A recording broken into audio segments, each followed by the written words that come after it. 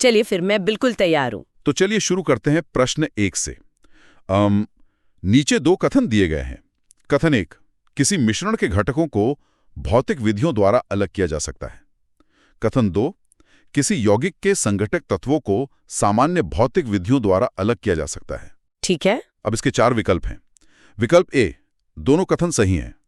विकल्प बी, दोनों कथन गलत हैं। विकल्प सी, कथन 1 सही है लेकिन कथन 2 गलत है। और विकल्प डी, कथन 1 गलत है लेकिन कथन 2 सही है। इसका सही जवाब है विकल्प सी, मतलब कथन 1 सही है लेकिन कथन 2 गलत है। अच्छा, तो इसको समझने के लिए मेरे दिमाग में एक एनालॉजी आ रही है। क्या हम कह सकते हैं कि मिश्रण एक फ्रूट सैलेड की तरह है जी जिसमें से हम सेब या केले के टुकड़ों को हाथ से चुनकर बाहर निकाल सकते हैं? बिल्कुल।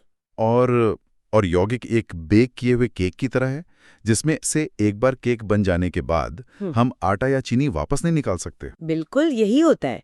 भौतिक विज्ञान के नजरिए से देखें तो मिश्रण में चीजें बस एक साथ रखी होती हैं। उनका आपस में कोई रासायनिक बंधन, मेरा मतलब है केमिकल बॉन्ड, नहीं होता। मतलब उन्हें छान कर अलग कर सकते हैं। हाँ, लेकिन यौगिक या कंपाउंड एक बेक किए हुए केक की तरह है। जब तत्व मिलकर यौगिक बनाते हैं तो वे रासायनिक रूप से एक दूसरे से जुड़ जाते हैं। उन्हें अलग करने के लिए रासायनिक विधियों की ही जरूरत पड़ती है, सिर्फ भौतिक विधियों से काम नहीं चलता। क्या बात है। अब यौगिकों के इस महत्व को समझते हुए देखते हैं कि ये जीवन रक्षक कैसे हो सकते हैं। तो प्रश्न 2 की तरफ बढ़ते हैं। सूची 1 को सूची 2 के साथ सुमिलित करें। सूची 1 में है P सिस्प्लेटिन, Q एजिडोथाइमिडीन या AZT और R टैक्सोल। सूची 2 में है एड्स और कैंसर का उपचार। इसके विकल्प? हाँ, विकल्प ए है P को 2 से, Q को 1 से और R को 2 से मिलाना। विकल्प बी है P1 Q2 R1। विकल्प सी है P2 Q2 R1 और विकल्प डी है P1 Q1 R2। इसका सही उत्तर है विकल्प ए, यानी P2 Q1 और R2। मतलब सिस्प्लेटिन और टैक्सोल कैंसर के लिए हैं। एकदम सही। रसायन विज्ञान का चिकित्सा में ये योगदान इंसानियत के लिए किसी चमत्कार से कम नहीं है। सिस्प्लेटिन और टैक्सोल कैंसर कोशिकाओं के अंदर जाकर उनके विभाजन की प्रक्रिया को ही रोक देते हैं। और एजिडोथाइमिडीन यानी AZT का क्या? AZT का इतिहास बहुत क्रांतिकारी रहा है।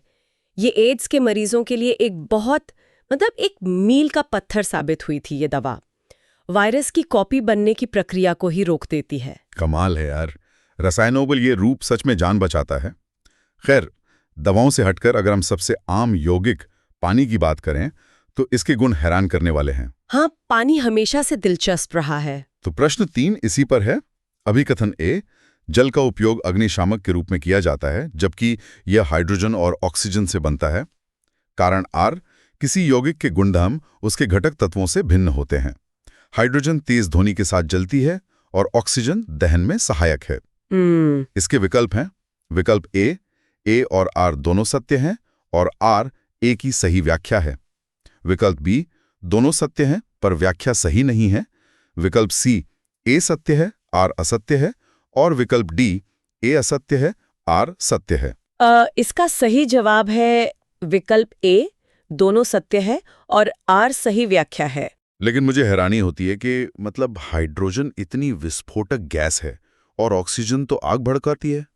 दो चीजें जो आग लगाने वाली हैं वो मिलकर आग बुझाने वाली कैसे बन जाती हैं? यही तो रासायनिक बंधनों का असली जादू है। जब हाइड्रोजन और ऑक्सीजन अलग होते हैं तो उनके गुण बिल्कुल अलग होते हैं, पर जब वे जुड़कर पानी बनाते हैं तो एक रासायनिक प्रतिक्रिया होती है और वो अपनी पुरानी पहचान खो देते हैं। एकदम सही। जो नया अणु बनता है उसका ऊर्जा स्तर बिल्कुल अलग होता है, जिससे वह आग बुझाने के काम आता है। गुणों की बात हो ही रही है तो ये पहचानना जरूरी है कि कौन सा गुण रासायनिक है और कौन सा भौतिक, मेरा मतलब है फिजिकल। तो प्रश्न 4 है, निम्नलिखित में से कौन सा रासायनिक गुणधर्म का उदाहरण नहीं है? विकल्प बताएंगे? हाँ, विकल्प ए अम्लता, विकल्प बी दहनशीलता, विकल्प सी घनत्व और विकल्प डी क्षारता। इसका सही उत्तर है विकल्प सी, घनत्व यानी डेंसिटी। घनत्व। तो क्या मैं इसे ऐसे समझूं कि घनत्व का मतलब सिर्फ ये है कि कोई चीज कितनी भरी हुई है? जैसे अगर हम एक भीड़ भरी ट्रेन की बात करें, लोग पास पास हैं, पर कोई नया इंसान तो नहीं बन रहा ना, इसमें कोई रासायनिक बदलाव नहीं होता। बिल्कुल सटीक उदाहरण है। अम्लता या जलने जैसे गुणों को परखने के लिए पदार्थ को अपनी पहचान बदलनी पड़ती है, लेकिन घनत्व मापने के लिए किसी रसायन में डालने की जरूरत नहीं है, इसलिए यह एक भौतिक गुणधर्म है। समझ गया। अब विज्ञान के इन मूल सिद्धांतों को हम बहुत आधुनिक मानते हैं, लेकिन क्या हमारे पूर्वज भी ये जानते थे? ये हमें प्रश्न 5 की तरफ ले जाता है। ये मेरा पसंदीदा विषय है। हाँ, तो प्रश्न 5 प्राचीन भारतीय विज्ञान के संदर्भ में विचार करें। 1. रसायनवम में भट्टियों का विवरण। 2. महर्षि कणाद का परमाणु सिद्धांत डाल्टन से 2500 साल पहले। 3. चरक संहिता में नैनो टेक्नोलॉजी का समान वर्णन। और इसके विकल्प क्या है? विकल्प ए केवल 1, विकल्प बी 1 और 2, विकल्प सी 2 और 3 और विकल्प डी 1, 2 और 3 सभी। सही उत्तर है विकल्प डी, मतलब 1, 2 और 3 सभी सही है। मतलब डाल्टन से 2500 साल पहले ही परमाणु सिद्धांत। हाँ, महर्षि कणाद ने अणु की जो संकल्पना पेश की थी वो महान थी। हाँ, उन्होंने कहा था कि अगर हम किसी पदार्थ के टुकड़े करते जाएं तो एक स्थिति ऐसी आएगी जब उसे और नहीं तोड़ा जा सकेगा। उसी अविभाज्य कण को उन्होंने परमाणु कहा था। अद्भुत। खैर, प्राचीन काल से वापस आधुनिक विज्ञान की ओर लौटते हुए विज्ञान को एक यूनिवर्सल लैंग्वेज की जरूरत होती है, जो है मापन। तो प्रश्न 6 है, एसआई मात्रकों की पद्धति के संबंध में कौन सा कथन असत्य है? ध्यान से सुनना होगा इसके विकल्प। हाँ। विकल्प ए समय का मात्रक सेकंड है। विकल्प बी द्रव्यमान का मात्रक किलोग्राम है। विकल्प सी ऊष्मागतिक ताप का एसआई मात्रक सेल्सियस है। और विकल्प डी लंबाई का मात्रक मीटर है। इसमें जो असत्य कथन है वो है विकल्प सी। ऊष्मागतिक ताप का एसआई मात्रक सेल्सियस नहीं होता। हाँ, तो फिर क्या होता है? हम तो रोजमर्रा में सेल्सियस ही बोलते हैं ना। हम मौसम के लिए सेल्सियस इस्तेमाल करते हैं, पर विज्ञान की भाषा में सही मात्रक केल्विन है। केल्विन स्केल एब्सोल्यूट 0 से शुरू होता है, जहां परमाणु की गति लगभग रुक जाती है, इसलिए यह बहुत सटीक है। अच्छा, अब मापन के बाद आइए पदार्थों को उनके सही वर्गों में बांटने का एक गेम खेलते हैं। प्रश्न 7, सूची 1 को सूची 2 के साथ सुमेलित करें। सूची 1 में है पी जल में चीनी का विलयन, क्यू ग्लूकोज, आर हवा और एस दाल और गंदगी का मिश्रण। और सूची 2 में क्या है? सूची 2 में है 1 विषमांगी मिश्रण, 2 समांगी मिश्रण, 3 यौगिक। अब विकल्प सुनिए। विकल्प ए है P2 Q3 R2 S1, विकल्प बी है P1 Q2 R3 S1, विकल्प सी और डी भी इसी तरह के मेल हैं। इसका सीधा और सही उत्तर विकल्प ए ही है, यानी P2 Q3 R2 S1। मतलब जल में चीनी का विलयन और हवा, ये समांगी मिश्रण है। बिल्कुल। समांगी या होमोजेनियस मिश्रण में चीजें इतनी अच्छी तरह मिल जाती हैं कि हर जगह उनका अनुपात एक जैसा होता है। पर दाल और गंदगी वो विषमांगी है, क्योंकि उनका वितरण एक समान नहीं होता। सही बात है। हमने मात्रकों की बात तो की, लेकिन क्या आपको पता है कि 1 मीटर की सटीक लंबाई कैसे तय होती है? प्रश्न 8 इसी पर है। बताइए, क्या है प्रश्न? मीटर की आधुनिक एसआई परिभाषा किस भौतिक नियतांक के निश्चित संख्यात्मक मान पर आधारित है?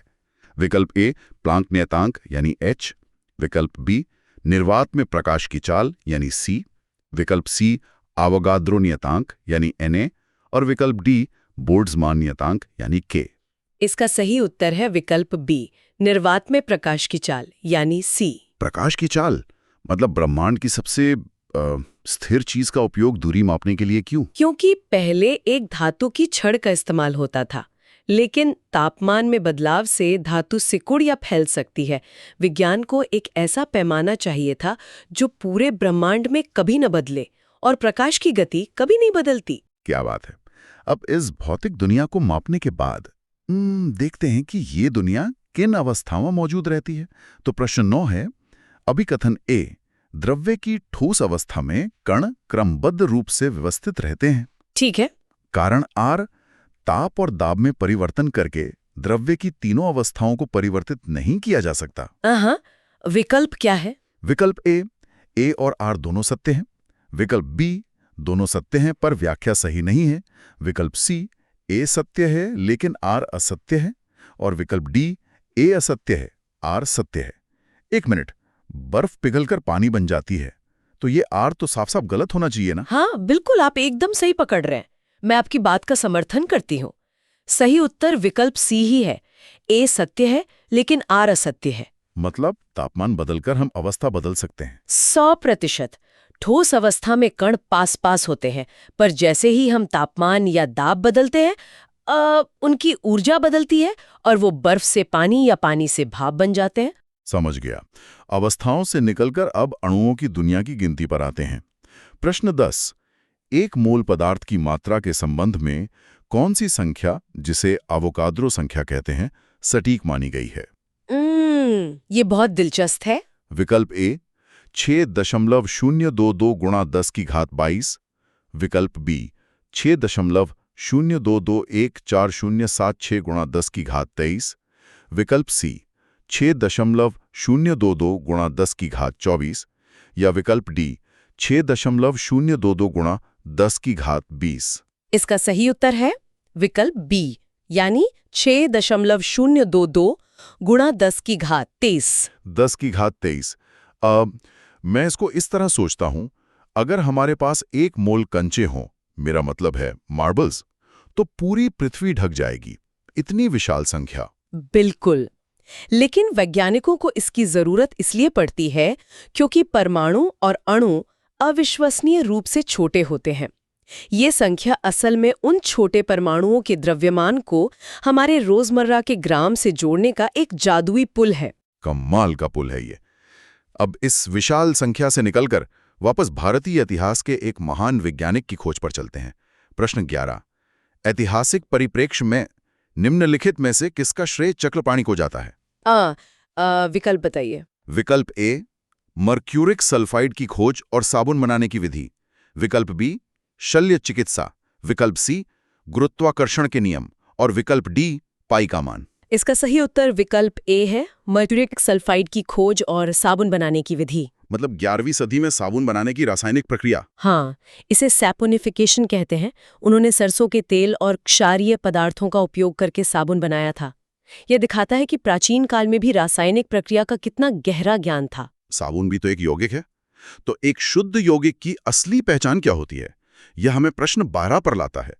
किसी शुद्ध यौगिक के संदर्भ में सही कथन का चयन करें। ध्यान से सुनते हैं। विकल्प ए इसे भौतिक विधियों से अलग किया जा सकता है, विकल्प बी इसके गुण तत्वों के समान होते हैं, विकल्प सी इसमें विभिन्न तत्वों के परमाणु एक निश्चित और स्थिर अनुपात में उपस्थित होते हैं, और विकल्प डी इसका कोई निश्चित द्रव्यमान नहीं होता। सही उत्तर विकल्प सी है। इसमें विभिन्न तत्वों के परमाणु एक निश्चित और स्थिर अनुपात में होते हैं। निश्चित और स्थिर अनुपात? हाँ, जैसे पानी H2O है, 2 हाइड्रोजन और 1 ऑक्सीजन। अगर ये अनुपात बिगड़कर H2O2 हो गया तो वो पानी नहीं, हाइड्रोजन पेरोक्साइड बन जाएगा, जो कि एक ब्लीचिंग एजेंट है। अरे बाप रे, मतलब पूरा यौगिक ही बदल जाएगा। हाँ। अच्छा, किसी पदार्थ के संगठन को बदले बिना हम उसके बारे में क्या जान सकते हैं? प्रश्न 13 है।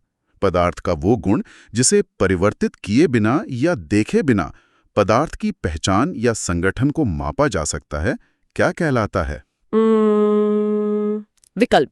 विकल्प ए रासायनिक गुणधर्म, विकल्प बी भौतिक गुणधर्म, विकल्प सी जैविक गुणधर्म, और विकल्प डी तापीय गुणधर्म।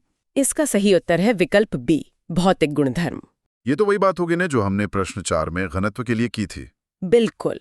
जैसे सोना किस तापमान पर पिघलता है, ये देखने के लिए सोने को चांदी में बदलने की जरूरत नहीं है। पिघलने के बाद भी वो सोना ही रहेगा, उसकी पहचान बरकरार रहती है। सही बात है। अब आइए मापन से जुड़े एक और जटिल लेकिन दिलचस्प तथ्य को परखते हैं। प्रश्न 14। नीचे 2 कथन दिए गए हैं। कथन 1 द्रव्यमान का एसआई मात्रक ग्राम है। कथन 2 प्लांक नियतांक यानी H का उपयोग किलोग्राम की एसआई परिभाषा को व्यक्त करने के लिए किया जाता है। और इसकी विकल्प? विकल्प ए दोनों कथन सही है, विकल्प बी दोनों गलत है, विकल्प सी कथन 1 सही है 2 गलत है, और विकल्प डी कथन 1 गलत है लेकिन कथन 2 सही है। इसका सही उत्तर है विकल्प डी, मतलब कथन 1 गलत है, लेकिन कथन 2 सही है। कथन 1 गलत है, मतलब द्रव्यमान का एसआई मात्रक ग्राम नहीं है। नहीं, द्रव्यमान का एसआई मात्रक किलोग्राम है। ओहो, और वो प्लांक नियतांक वाली बात। हाँ, वो बहुत दिलचस्प है। आधुनिक समय में हम 1 किलोग्राम को मापने के लिए भौतिक बांट का नहीं बल्कि किबल बैलेंस मशीन का उपयोग करते हैं, जो प्लैंक नियतांक के माध्यम से काम करती है। मतलब अब 1 किलो का वजन कभी नहीं बदलेगा। शानदार। चलिए, अब हमारे इस सफर का अंतिम पड़ाव आ गया है। प्रश्न 15, जो फिर से भारत की गौरवशाली इंजीनियरिंग की ओर ले जाता है। बताइए, अंतिम प्रश्न क्या है? प्राचीन भारत में किस रासायनिक प्रक्रम के अंतर्गत पक्की ईंटों का निर्माण और जिप्सम सीमेंट का उपयोग होता था? विकल्प ए, वैदिक यज्ञ विधि। विकल्प बी, मोहनजोदाड़ो और हड़प्पा की निर्माण तकनीक। विकल्प सी, मौर्यकालीन वास्तुकला। और विकल्प डी, चोल मंदिरों का निर्माण। इसका बिल्कुल सही उत्तर है विकल्प बी, मोहनजोदाड़ो और हड़प्पा की निर्माण तकनीक। तो ईंट पकाना एक रासायनिक प्रक्रम है? 100%। जब मिट्टी को भट्ठों में उच्च तापमान पर पकाया जाता है तो एक नया कठोर रासायनिक ढांचा बनता है, जिससे वो पानी में घुलना बंद कर देती है। ये हजारों साल पहले रसायन विज्ञान का बेहतरीन व्यवहारिक उपयोग था। तो आज की चर्चा में हमने क्या अद्भुत सफर तय किया है। हमने मिश्रण और यौगिकों के बुनियादी फर्क से लेकर ब्रह्मांडीय मापन जैसे प्रकाश की गति से मीटर तय करने को समझा। हाँ, और प्राचीन भारतीय रसायन विज्ञान के शानदार पहलुओं को भी खंगाला। बिल्कुल, महर्षि कणाद से लेकर हड़प्पा की ईंटों तक। तो आज की चर्चा खत्म करने से पहले मैं बस एक बात कहना चाहूंगी। आज हमने देखा कि ब्रह्मांड के हर कण, चाहे वो हड़प्पा की ईंट में हो या हमारे शरीर के डीएनए में, विशिष्ट रासायनिक नियमों का पालन करता है। एकदम सच है। जरा सोचिए, जब आप अगली बार पानी पिएंगे या सांस लेंगे तो क्या आप उन अरबों खरबों परमाणुओं के उस निश्चित अनुपात वाले शानदार तालमेल को महसूस कर पाएंगे जिसके कारण जीवन संभव है? ये सच में रोंगटे खड़े कर देने वाला विचार है। इसी ज्ञान और इस गहरे विचार के साथ हम आज की इस बेहतरीन चर्चा को यहीं विराम देते हैं। नमस्कार। नमस्कार।